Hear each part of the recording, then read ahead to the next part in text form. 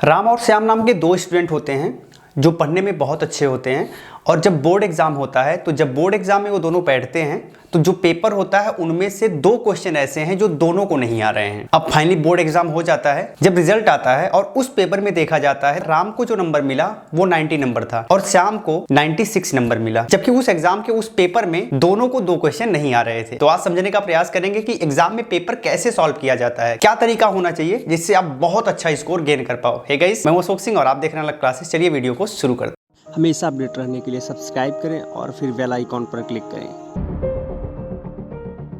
तो जनरली कोई भी अगर एकेडमिक एग्जाम होता है तो उसमें जो एग्जाम का पैटर्न होता है वो कुछ इस प्रकार से होता है। जैसे उसमें ऑब्जेक्टिव टाइप के कुछ क्वेश्चन पूछे जा सकते हैं, इसके अलावा कुछ क्वेश्चन ऐसे होते हैं जो अति लघुत्तरी होते हैं, इसके साथ कुछ ऐसे क्वेश्चन होते हैं जो लघुत्तरी होते हैं और सबसे लास्ट में ऐसे क्वेश्चन होते हैं जो दीर्घोत्तरी होते हैं। जो ऑब्जेक्टिव टाइप के क्वेश्चन होते हैं उसमें आपके पास 4 विकल्प होता है, सही विकल्प का आपको चुनाव करना होता है। जो अति लघुत्तरी होते हैं उसमें आपको 40 से 50 शब्द लिखने पड़ते हैं। जो लघुत्तरी होते हैं उसमें लगभग आपको 150 से 200 शब्द लिखना पड़ता है और जो दीर्घोत्तरी होते हैं उसमें लगभग 450 से 500 शब्द आपको लिखने पड़ते हैं। तो ये लगभग सारे एकेडमिक एग्जाम का पैटर्न होता है, इसी पैटर्न पर पेपर आता है। अब हम चलते हैं उस स्टोरी पर जो हमने वीडियो के स्टार्ट में ही आपको बताई थी। दोस्तों, इन दोनों के नंबर में फर्क कहां से पड़ा, राम का नंबर श्याम से कम कैसे रह गया? इसका दो कारण है। पहला कारण यह है कि राम ने उन दो क्वेश्चन को छोड़ दिया था जो उसे नहीं आ रहा था, जबकि श्याम ने क्या किया कि उन दोनों क्वेश्चन को छोड़ा नहीं बल्कि उन दोनों क्वेश्चन को अटेम्प्ट कर लिया। श्याम ने उनको अटेम्प्ट जरूर किया था लेकिन उसे वो क्वेश्चन आ नहीं रहा था, लेकिन फिर भी उसने उसे अटेम्प्ट किया और उसके बारे में कुछ लिखा जिसका फायदा श्याम को हुआ और उसे 96 नंबर दिया गया। अब इसमें दो कंडीशन हो सकती है। पहला ये हो सकता है राम जरूरी ही न समझा हो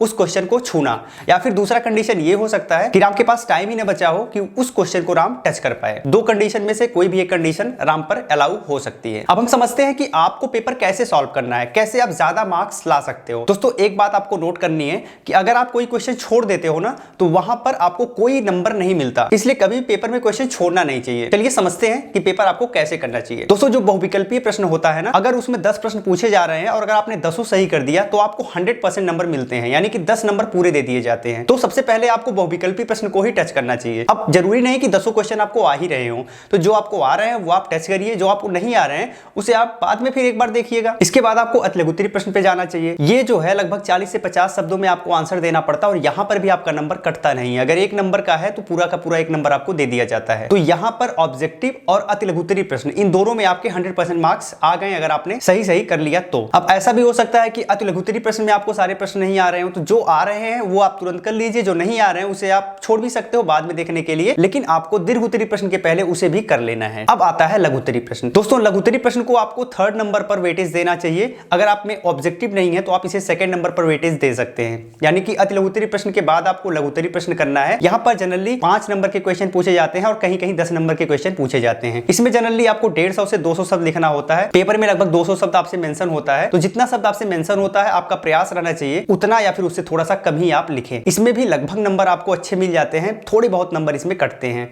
बात आती है इसके बाद, तो इसके बाद आपको दीर्घोत्तरी प्रश्न करना चाहिए। दीर्घोत्तरी प्रश्न के साथ प्रॉब्लम क्या है कि इसमें आपको 500 शब्द लिखने पड़ते हैं और लगभग 2 क्वेश्चन आपको दीर्घोत्तरी टाइप के मिल जाते हैं एग्जाम में। हर एग्जाम की अलग अलग प्रकृति है, उसके हिसाब से ही क्वेश्चन पूछे जाते हैं। लेकिन बात यह है कि आखिर दीर्घोत्तरी प्रश्न में लास्ट में क्यों करना चाहिए? दोस्तों, यहाँ पर आपको ज्यादा शब्द में आंसर देना पड़ता है, लगभग 500 शब्द में आंसर आपको देना पड़ता है, जिसमें काफी टाइम चला जाता है। पहली बात यह है कि जब आप एग्जाम में बैठते हो तो आपके पास फुल एनर्जी होती है और आप अगर स्टार्ट करते हो दीर्घोत्तरी प्रश्न से हल करना और आपको लगता है कि नहीं ये क्वेश्चन आपको आ रहा है तो आप उसी से स्टार्ट कर देते हो। स्टार्ट में आपके पास पूरी एनर्जी होती है तो आपका प्रयास रहता है कि इस क्वेश्चन को बहुत अच्छे तरीके से लिखा जाए। तो अगर आपको 500 शब्दों में वो प्रश्न लिखना है, उसका उत्तर लिखना है, तो आप फ्लो में बहते हुए लगभग 600 650 शब्द तक लिख देते हो, कभी कभी तो और भी ज्यादा हो जाता है। और यहाँ पर प्रॉब्लम क्या होती है कि आप जितने ज्यादा शब्द लिखोगे उससे आपके नंबर नहीं बढ़ेंगे बल्कि उससे नंबर आपको कम भी मिल सकते हैं। दूसरी बात यह है कि जब आप ज्यादा शब्द लिखोगे तो आपको ज्यादा टाइम देना पड़ेगा और जब आपको ज्यादा टाइम देना पड़ेगा तो आपके और जो प्रश्न है उसमें आप उन्हें मैनेज नहीं कर पाएंगे। तो कभी भी दीर्घोत्तरी प्रश्न आपको सबसे लास्ट में चाहिए। इसका एक और रीजन है, क्योंकि दीर्घोत्तरी प्रश्न ज्यादा नंबर का प्रश्न होता है, लगभग 10 नंबर 15 नंबर का होता है और इसमें आपको 10 या 15 पूरा नंबर मिलना बहुत ही मुश्किल होता है। मैथमेटिक्स वगैरह को अगर हम छोड़ दें तो पूरा नंबर मिलना बहुत मुश्किल हो जाता है। ठीक है, तो अगर आप बहुत अच्छा लिखेंगे, अगर आप 550 600 शब्दों में लिख देंगे तो भी आपको पूरा नंबर तो मिलेगा नहीं। अगर आप 500 शब्द में लिख देते हैं तो भी आपको पूरा नंबर नहीं मिलेगा और अगर आप 450 शब्द ही लिखते हैं तो भी आपको पूरा नंबर नहीं मिलेगा। तो इसमें एक एवरेज नंबर ही मिलता है। अब यहाँ पर अगर आपको 500 शब्द लिखना है तो अगर आप 450 शब्द में ही आंसर कंप्लीट कर देते हैं तो इससे कोई फर्क नहीं पड़ता। जितना नंबर आप 500 शब्द लिख के लाएंगे सेम वही नंबर आपको तब भी दिया जाएगा, ठीक है। तो यहां पर अगर आपने 50 शब्द कम लिखा तो यहां पर आपका टाइम बच गया, उन 50 शब्द का टाइम बच गया जिसको आप किसी और प्रश्न में मैनेज कर सकते हो। तो यहां से आपने टाइम को मैनेज भी कर पाओगे। आपका प्रयास रहना चाहिए कि जो आप स्टार्ट में क्वेश्चन कर रहे हो वो सारे क्वेश्चन आप जो आपको बहुत अच्छे तरीके से आ रहे हैं वही क्वेश्चन करना है, लेकिन मैं जिस क्रम में बताया हूं इसी सीक्वेंस में आपको करना है, ठीक है। आपको सबसे लास्ट में दीर्घ उत्तरीय प्रश्न पे जाना है और दीर्घ उत्तरीय प्रश्न में आपको यह देखना है आप अगर 500 शब्द नहीं लिख पाते हो तो आप जितना लिख पाते हो उतने ही शब्द लिखो। अगर आप 400 लिख पाते हो, 450 शब्द लिख पाते हो और ठोस अगर आपने वो लिख दिया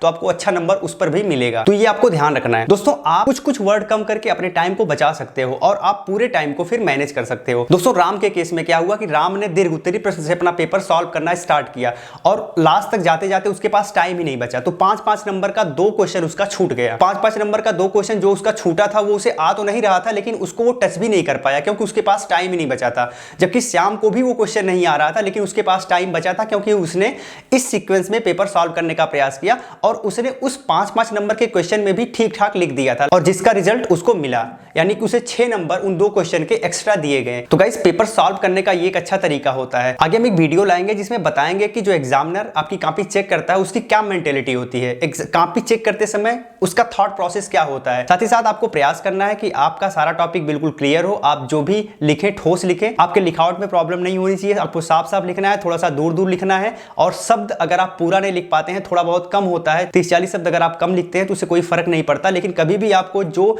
लिमिट है वर्ड लिमिट है उससे ज्यादा नहीं लिखना चाहिए क्योंकि वर्ड लिमिट से ज्यादा लिखेंगे तो आपका टाइम बर्बाद होगा और जो टाइम बर्बाद होगा वो आपके क्वेश्चन को छोड़ने पर आपको मजबूर करेगा। तो ये एक तरीका होता है, एक वैज्ञानिक तरीका होता है किसी भी एग्जाम के पेपर को सॉल्व करने का। अगर आप इस तरीके से पेपर सॉल्व करते हैं तो 100% चांस है कि आप बहुत अच्छा स्कोर गेन कर पाएंगे और एग्जाम में अच्छे तरीके से सफल हो पाएंगे। तो गाइस वीडियो को शेयर करिएगा। जय हिंद।